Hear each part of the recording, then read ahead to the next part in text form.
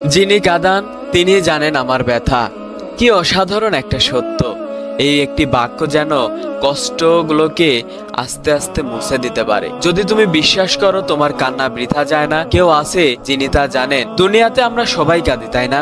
কেউ প্রকাশ্যে, কেউ গোপনে, কেউ রাতের অন্ধকারে, কেউ সিজদার ভেতর। কিন্তু প্রশ্ন হলো, এই কান্না কি কেউ বোঝে? মানুষ বোঝে না, অনেক সময় বোঝার ভানও করে না। তোমার মুখে হাসি দেখলে ভাবে তুমি সুখী, কিন্তু সে জানে না এই হাসির পেছনে হয়তো লুকানো থাকে এক সমুদ্র কান্না। তবুও একজন আছেন যিনি জানেন তুমি কেন কাঁদো। তুমি যে শব্দ না করেও কাঁদো, তোমার চোখের জল এলে মুখে হাসি রাখো, সেই ব্যথা তিনি দেখেন, তিনি বোঝেন। আল কোরআনুল কারিমের ভেতর আল্লাহ সুবহানাহু ওয়া তাআলা বলেছেন, আর তিনি হাসান, তিনিই কাঁদান।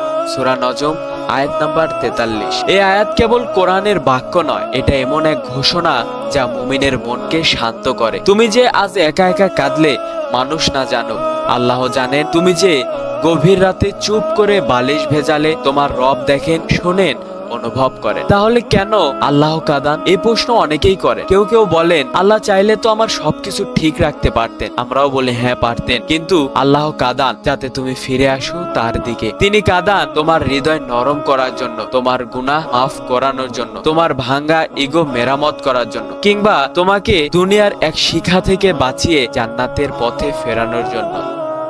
আল্লাহ পাক রব্বুল আলামিন আমাদেরকে বোঝার তৌফিক দান করুক। আমিন।